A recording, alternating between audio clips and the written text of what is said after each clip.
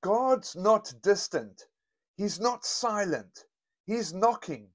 But some of us are so distracted, we don't even hear it. Revelation 3:20 says, "Here I am. I stand at the door and knock." Jesus is literally standing at the door of your life, like, I'm here. Will you let me in? Not to judge you, not to shame you, but to change everything. This isn't about religion.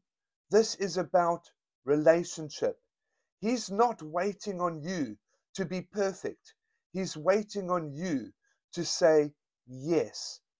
Follow if you're done ignoring the knock. Drop "I'm opening the door" in the comments if you're saying yes to Jesus today. This is your moment. Answer it. God bless you.